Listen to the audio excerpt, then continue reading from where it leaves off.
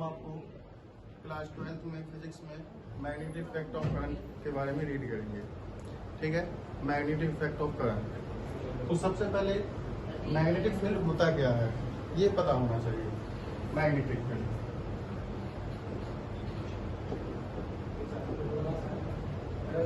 ठीक है, magnetic field की डेफिनेशन पता होनी चाहिए। अगर आपको डेफिनेशन पता होगी तो आप पता कर लोगे कि मैग्नेटिक फील्ड होता क्या है। ये कोई मैग्नेट मान लेते हैं, बार मैग्नेट। बार मैग्नेट जो स्ट्रेट रॉड की तरह होता है उसे हम बार मैग्नेट कहते हैं। ठीक है, मैग्नेट के चारों तरफ वह स्पेस जहां तक हम मैग्नेटिक फोर्स को एक्सपीरियंस करें, समझ में आया? जहां तक हम मैग्नेटिक फोर्स को एक्सपीरियंस करें या मैग्नेट के चारों तरफ जहां तक हम मैग्नेटिक फोर्स को एक्सपीरियंस करें, उस क्षेत्र को, उस रीजन को, उस स्पेस को हम क्या कहते हैं बेटा? Magnetic field. ठीक है, तो अब हम रीड करेंगे magnetic effect of current.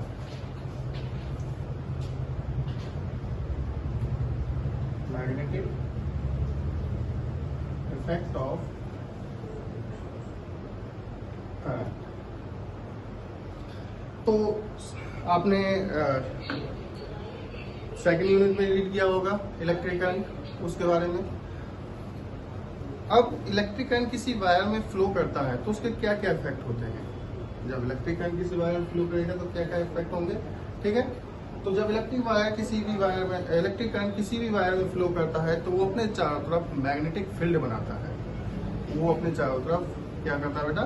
Magnetic field बनाता है। और मैग्नेटिक फील्ड क्यों बनाता है?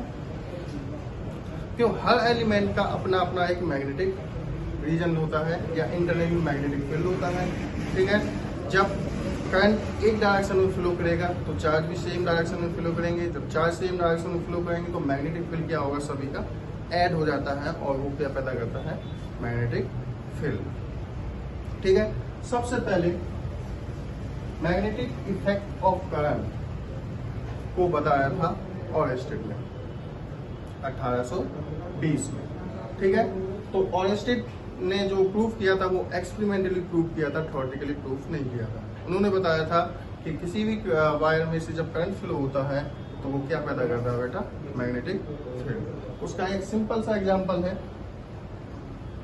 एक कॉइल लेते हैं, रेक्टेंगुलर कॉइल जिसमें करंट फ्लो करता है।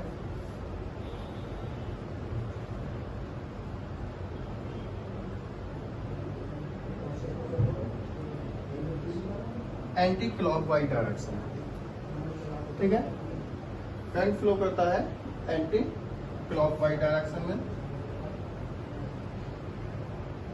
एंटी क्लॉकवाइज डायरेक्शन तो आपको पता है, घड़ी की उल्टी दिशा में। सुई दिशा का जिस दिशा में घूमते हुए उसको बिल्कुल उसके उल्टी दिशा में। ठीक है, यहाँ पर हमने एक मैग्नेटिक निडल लगा दी।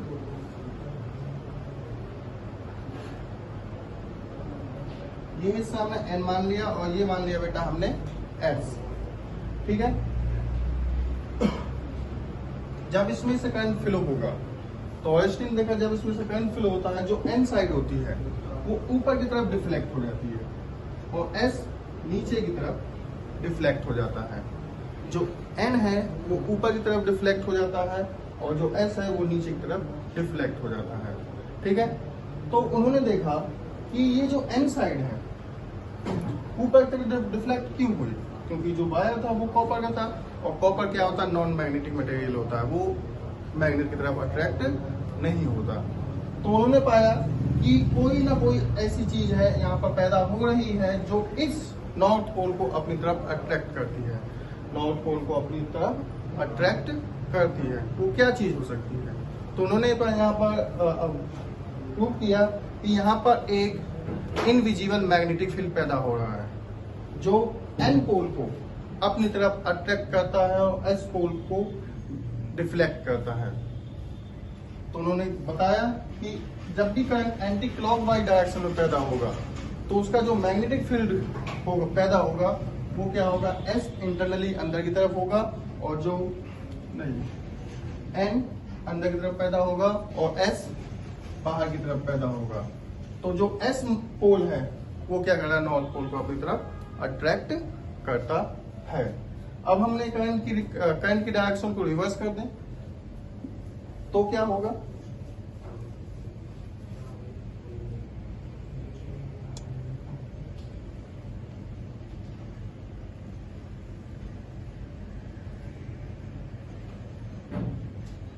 करंट की डायरेक्शन हमने रिवर्स कर दिया तो अब करंट क्लॉकवाइज डायरेक्शन में मूव करता है। ठीक है, तो इसमें जब देखा जो हमारी मैग्नेटिक नीडल है वो कैसे डिफ्लेक्ट होती है, तो इसमें पाया जो एन है वो नीचे की तरफ मूव करने लगा और एस जो है वो ऊपर की तरफ मूव करने लगा। ठीक है, तो पाया कि जो एस है वो ऊपर की तरफ मूव क्यों कर रहा है, एस को कौन अपनी तरफ अट्रैक्ट कर सकता है, एन। तो जब भी करंट क्लॉकवाइज डायरेक्शन में मूव करेगा, जब भी करंट क्लॉकवाइज डायरेक्शन में मूव करेगा तो जो मैग्नेटिक फील्ड पैदा होगा वो क्या पैदा होगा,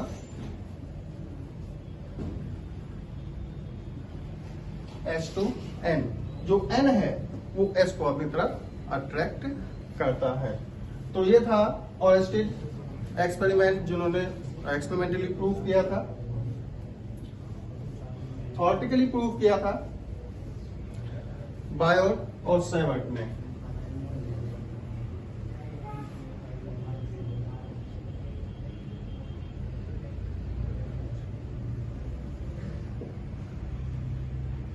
ये दो साइंटिस्ट हैं, बायर और सेवर्ट। ठीक है, इन्होंने 1820 में टोटल मैग्नेटिक फील्ड कितना पैदा होता है वो बताया था। टोटल मैग्नेटिक फील्ड कितना पैदा होता है वो बताया था। उन्होंने बताया था कि किसी भी कंडक्टर में जो करंट फ्लो होता है वो जो मैग्नेटिक फील्ड पैदा होता है उस कंडक्टर के बिल्कुल परपेंडिकुलर पैदा होता है। ठीक है, इन्होंने इसको थ्योरेटिकली एक्सपेरिमेंटली प्रूव किया था और उसकी वैल्यू फाइंड की थी।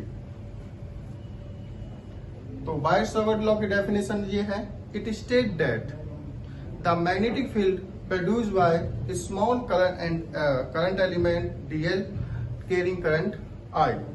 ठीक है, जो मैग्नेटिक फील्ड होगा वो कितना पैदा होगा, is given by, it state that magnetic field produced by small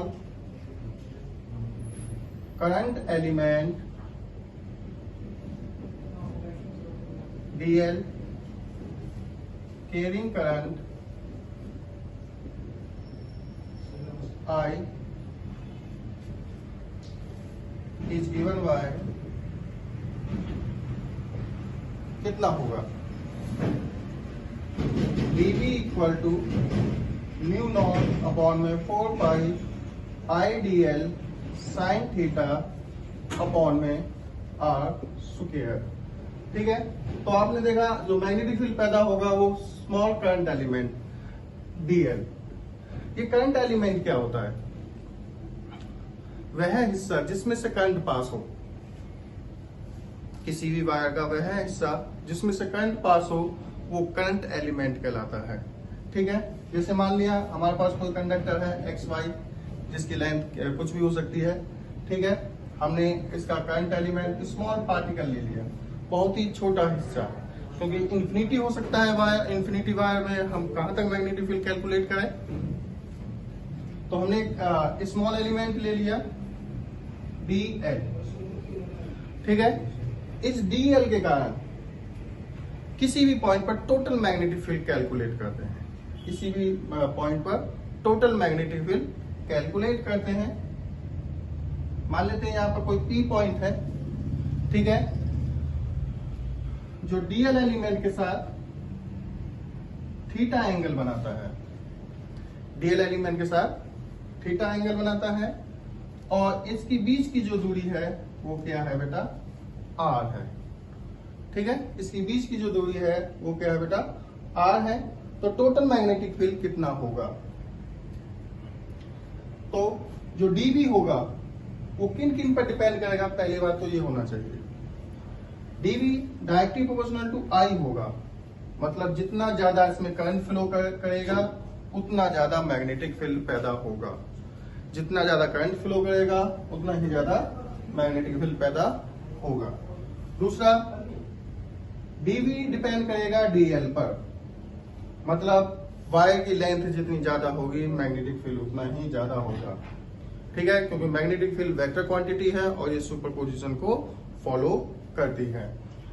DV है वो डीएल पर डिपेंड करेगा। नेक्स्ट, जो डीवी है वो एंगल पर भी डिपेंड करेगा, डीवी है वो एंगल पे डिपेंड करेगा।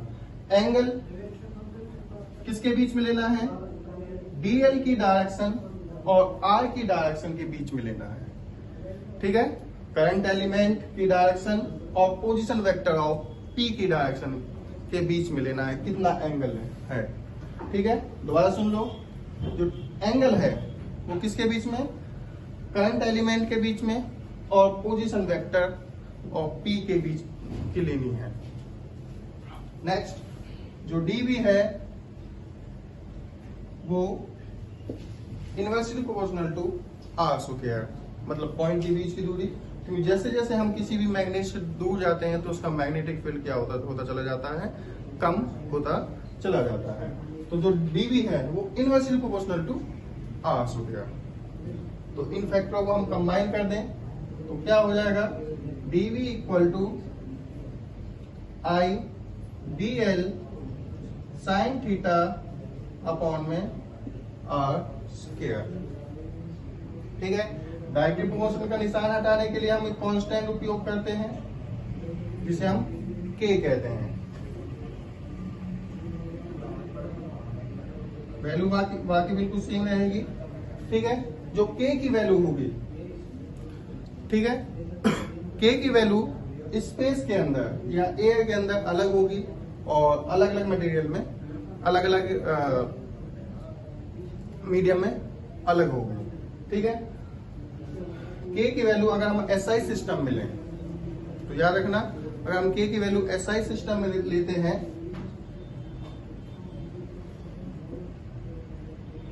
के की वैल्यू होती है म्यू नॉट अपॉन में 4 पाई या 10⁻⁻7 वेबर मीटर एम्पियर। के की वैल्यू होती है म्यू नॉट अपॉन में 4 pi equal to 10⁻⁷ weber per metre ampere. और अगर सीजीएस सिस्टम में लें तो क्या होगी, के की वैल्यू 1 होगी, ठीक है। आपने फर्स्ट यूनिट में रीड किया था एप्सिलॉन नॉट,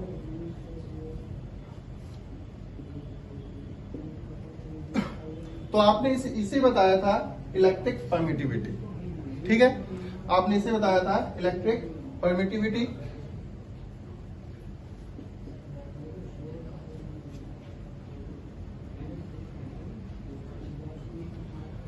ऐसे ही म्यू नॉट, ये क्या होता है, मैग्नेटिक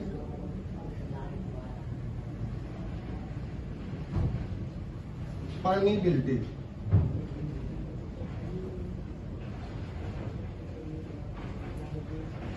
म्यू नॉट होता क्या है एक्चुअल में, हमने एप्सिलॉन नॉट रीड किया, म्यू नॉट रीड किया, एप्सिलॉन नॉट को बारे में पता होगा। म्यू नॉट होता क्या है, म्यू नॉट वह स्पेस, म्यू नॉट उस मीडियम की मैग्नेटिक प्रॉपर्टी को शो करता है जिस मीडियम में हमने मैग्नेटिक फील्ड को निकाला है, ठीक है। म्यू नॉट डिपेंड करता है मीडियम कैसा है, ये तो स्पेस के लिए है, ठीक है।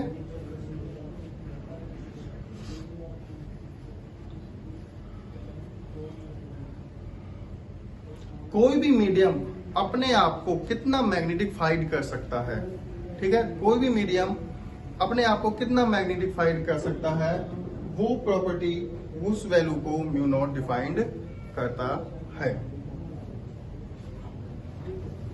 नेक्स्ट हम बायोट की एप्लीकेशन करेंगे। एप्लीकेशन, 3 एप्लीकेशन है इसकी।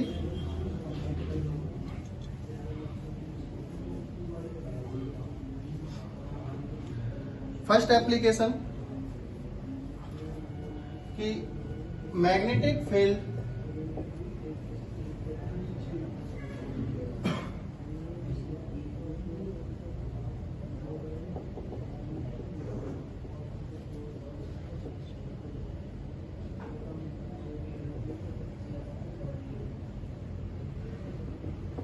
Magnetic field produced by centre of the circular coil.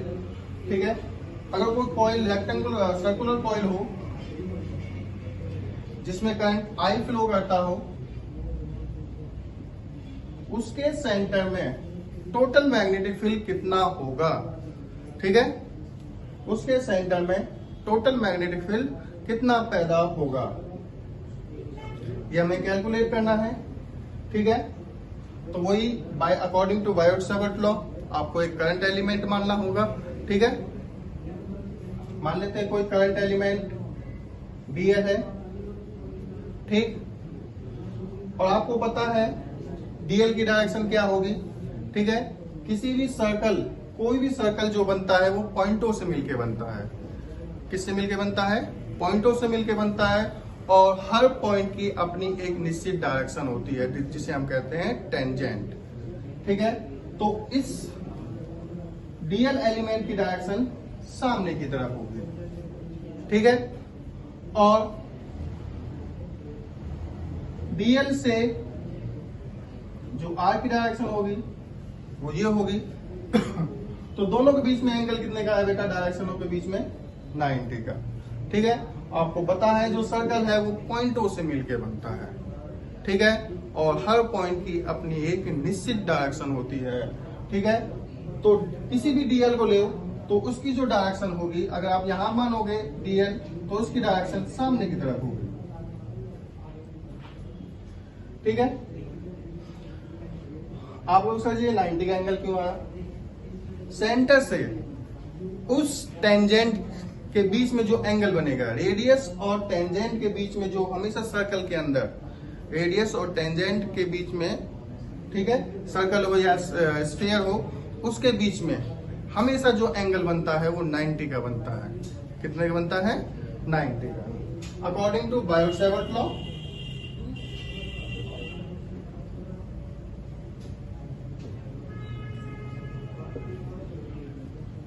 dV equal to k ideal sine theta upon में आर स्क्वायर। ठीक है, ये बायोट-सावर्ट ने बताया था, जो dV होता है वो के आइडियल साइन थीटा अपॉन में आर स्क्वायर। ठीक है, यहाँ पे थीटा कितना है बेटा? 90 का। ठीक है, तो k ideal sine theta upon में आर स्क्वायर, तो k ideal sine 90 gauss theta equal to 90। तो थीटा है वो क्या है बेटा? 90 है। ठीक है, और साइन 90 की वैल्यू कितनी होती है बेटा? साइन 90 की वैल्यू होती है 1, आप सबको पता होगा। तो आपके पास क्या आ गया? dV इक्वल टू के आई डीएल अपॉन में आर स्क्वायर। ठीक है, जो मैग्नेटिक फील्ड मिला आपको वो सिर्फ इस एलिमेंट के कारण मिला, पूरे सर्कल के कारण नहीं मिला। सिर्फ इतना जो हिस्सा लिया था उसके कारण जो मैग्नेटिक फील्ड पैदा हुआ वो कितना हुआ? dV इक्वल टू के आई डीएल आर स्क्वायर। ठीक है, तो हमें होल के लिए निकालना है, पूरे वायर के लिए निकालना है। ठीक है, ये आप पूरे वायर के लिए निकालना है, तो आप कैसे निकालोगे? हम क्या करें, छोटा छोटा एलिमेंट मान लें, उसको ऐड करते चले जाए, टोटल वायर के लिए निकल जाएगा। ठीक है, बट ऐसा करने में हमें काफी ज्यादा वक्त लग जाएगा। तो एक सिंपल प्रोसेस होती है इंटीग्रेशन, जिसमें क्या करते हैं, छोटे छोटे एलिमेंट को आसानी से ऐड कर सकते हैं। ठीक है, वो कंबाइंड टोटल इफेक्ट निकाल के बताता है। तो टोटल जो मैग्नेटिक फील्ड होगा वो कितना होगा? B equal to under integration dV। Integration क्या करता है, इसका टोटल इफेक्ट निकाल देगा। तो b equal to integration dv की वैल्यू क्या है बेटा, k I d l upon में आर स्क्वायर। अब बेटा इंटीग्रेशन किसका होगा, के आई डी एल या आर स्क्वायर का। ठीक है, के कांस्टेंट है, कांस्टेंट का इंटीग्रेशन नहीं होता। आई भी कांस्टेंट है, जितना करंट हम फ्लो करेंगे वो लगातार उतना ही फ्लो होता रहेगा, और कांस्टेंट का हमने अभी बताया इंटीग्रेशन नहीं होता। और सर्कल की जो रेडियस होती है वो भी कांस्टेंट होती है, उसका इंटीग्रेशन नहीं होता। सिर्फ किसका इंटीग्रेशन होगा, डीएल का। ठीक है,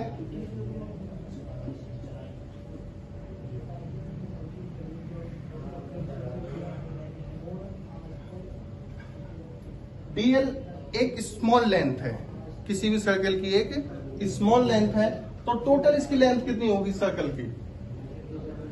की टोटल लेंथ कितनी होगी,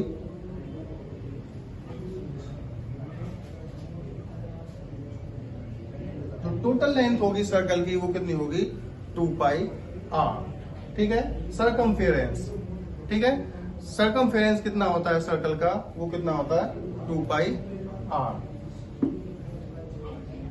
तो 2 पाई आर, आर से आर कैंसिल, एक आर से एक आर कैंसिल, क्या बचा आपके पास 2 के आई पाई अपॉन में आर, और आगे लिख देते हैं 2 पाई के आई अपॉन में आर। तो किसी भी सर्कल में जो टोटल मैग्नेटिक फील्ड पैदा होगा वो 2 पाई के आई अपॉन में आर के बराबर होगा।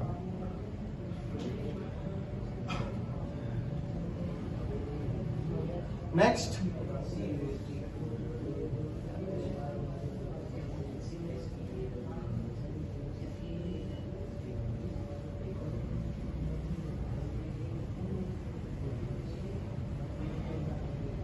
अब हमारे पास कोई सर्कल है, ये तो हमने अभी निकाला था सेंटर में टोटल मैग्नेटिक फील्ड कितना होगा। अब हम बेटा आगे निकालते हैं कि इसके एक्सिस पर, मतलब ये आपके कोई सर्कल है, ठीक है, हमने कोई पॉइंट यहाँ पर मान लिया, इस जगह पर टोटल मैग्नेटिक फील्ड कितना होगा। ठीक है, तो 2D है, 3D पिक्चर हम आसानी से 2D पे बना नहीं सकते, तो सिंपल हम ऐसे बनाते हैं कि जो सर्कल है वो ये है, मतलब जो सर्कल की पोजीशन है वो सामने की तरफ है, पॉइंट आपको सामने लेना है। सर्कल इस तरह से आपके सामने रखा हुआ है, जिसकी रेडियस कितनी है बेटा, ए है। ठीक है, और उसके एक्सिस पर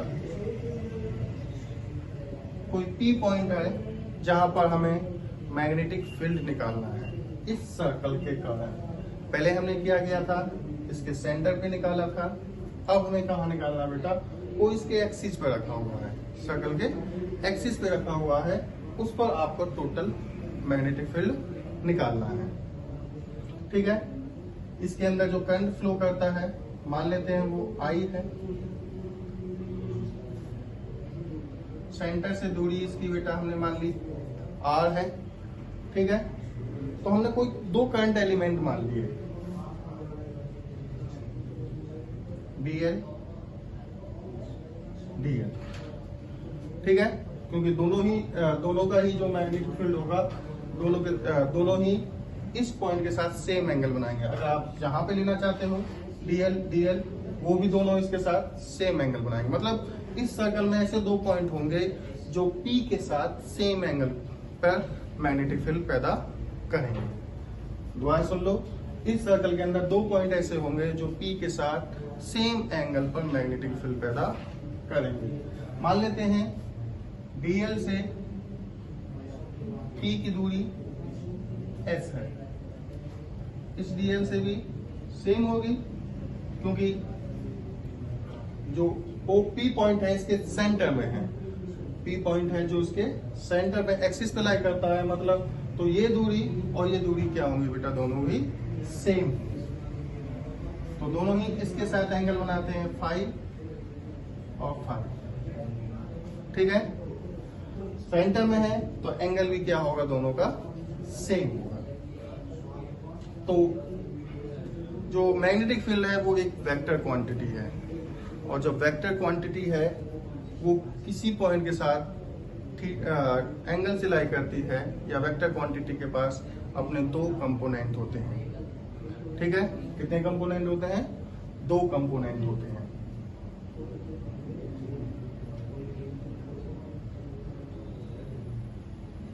ठीक है बेटा, ये एंगल और ये एंगल सेम होगा।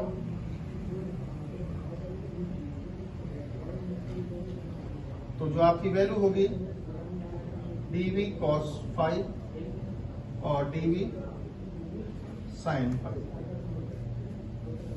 तो ये इस एलिमेंट के कारण जो इसके कंपोनेंट होंगे dv cos phi और dv sin phi, तो इसके भी दो कंपोनेंट होंगे,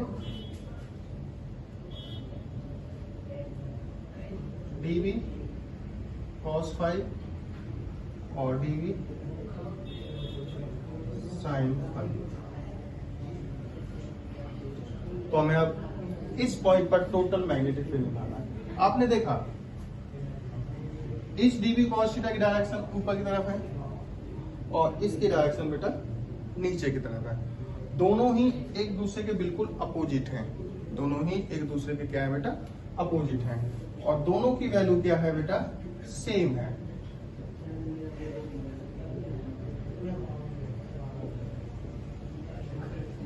दोनों की वैल्यू क्या है बेटा, सेम है। जब दोनों की वैल्यू सेम हो और दोनों ही वेक्टर क्वांटिटी एक दूसरे के बिल्कुल अपोजिट लगते हैं, तो टोटल इनका रिजल्टेंट क्या आएगा, वो 0 होता है, ठीक है। तो dv cos थीटा का जो मैग्नेटिक फील्ड पैदा होगा वो 0 होगा, क्योंकि दोनों ही एक दूसरे के साथ क्या है, बिल्कुल अपोजिट हैं। तो जो मैग्नेटिक फील्ड है वो किस पे डिपेंड करेगा, सिर्फ dv sin phi पर। किस पे डिपेंड करेगा, dv sin phi पर, और dv cos phi पे डिपेंड नहीं करेगा, क्योंकि दोनों क्या है, एक दूसरे के बिल्कुल अपोजिट है। समझ में आ गया।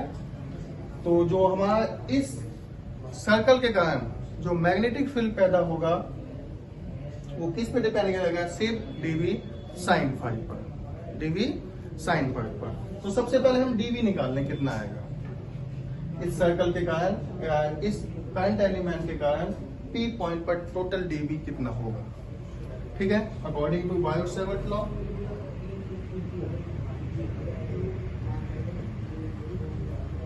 सैवर्ट लॉ, उन्होंने कहा था जो dv होगा वो k idl sine theta upon में h स्क्वायर। आप कहोगे सर r क्यों नहीं लिया, बेटा हमें dl और p की बीच की दूरी लेनी है, dl और p की बीच की दूरी लेनी है, वो क्या है बेटा, s है, ठीक है। तो s स्क्वायर, ठीक है। Next k idl sine 90 upon में x स्क्वायर। जो dl है और s है वो एक दूसरे के बिल्कुल परपेंडिकुलर है, एक दूसरे क्या है, बिल्कुल बेटा परपेंडिकुलर है, ठीक है। तो इनके बीच में जो एंगल बनेगा, थीटा बनेगा, वो कितना बनेगा, 90, और साइन 90 की वैल्यू आपको पता है कितनी होती है, 1। कितनी होती है बेटा, 1। तो आपके पास क्या आ गया, dv, ठीक है। तो dv आ गया, और आपको पता है इस सर्कल के कारण जो टोटल मैग्नेटिक फील्ड पैदा होगा वो डिपेंड करता है dv sin phi पर। तो dl के कारण dv sin phi, तो टोटल हमें निकालना है इस सर्कल के कारण, टोटल सर्कल की लेंथ के कारण कितना मैग्नेटिक फील्ड पैदा होता है, टोटल सर्कल की लेंथ के कारण कितना मैग्नेटिक फील्ड पैदा होता है, वो हमें यहाँ पर कैलकुलेट करना है, ठीक है। तो टोटल के लिए हम क्या करते हैं, इंटीग्रेशन कर देते हैं। क्या कर देते हैं, इंटीग्रेशन। जो b होगा, इंटीग्रेशन क्या हो जाएगा, dv sin phi। Integration dv की वैल्यू क्या है बेटा, k i dl अपॉन में h स्क्वायर ठीक है, साइन फाइव। ठीक है, साइन फाइव की वैल्यू बेटा आप यहां से निकाल सकते हो, इस राइट एंगल ट्राइंगल से, ओ डीएल और पी में से, ओ डीएल और पी में से। तो क्या होगा, साइन फाइव क्या होता है, साइन फाइव या साइन थीटा आपने किया होगा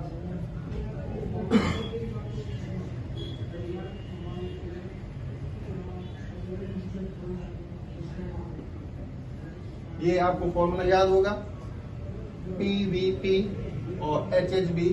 ठीक है, तो फर्स्ट जो केस होता है वो किसके लिए होता है, साइन के लिए। सेकंड केस होता है कॉस के लिए। थर्ड केस होता है टेन के लिए। तो परपेंडिकुलर अपॉन में हाइपोटेनियस। आप कहोगे सर इसमें परपेंडिकुलर कौन सा है। ठीक है, तो याद रखना बेटा, एंगल के सामने वाली जो लाइन होती है, एंगल के सामने वाली जो लाइन होती है वो हमेशा परपेंडिकुलर रहती है। 90 का नहीं लेना, आपको थीटा लेना है। जो आपने एंगल माना था फाई लेना। फाई के सामने वाली जो वैल्यू होती है वो क्या कहलाती है बेटा, परपेंडिकुलर कहलाती है। ठीक है, और हाइपोटेनस पता है किसी भी ट्रायंगल के अंदर, राइट एंगल ट्रायंगल के अंदर हाइपोटेनस की लेंथ मैक्सिमम होती है, वो आपके पास एस है। तो क्या हो जाएगी वैल्यू, साइन फाइव की वैल्यू रखेंगे तो के I d L H square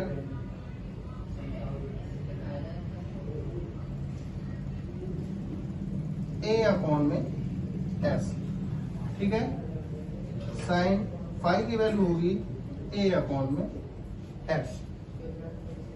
ठीक है, तो हमारे पास वैल्यू क्या हो गई, के I d L A upon में एक्स क्यूब और इंटीग्रेशन। ठीक है, के भी कांस्टेंट, आई भी कांस्टेंट, डीएल भी कांस्टेंट, एस भी कांस्टेंट। ठीक है, सिर्फ वैल्यू बची, डीएल कांस्टेंट नहीं है तो डीएल निकाल लेंगे टोटल। तो के आई ए अपॉन में एस क्यूब इंटीग्रेशन डीएल।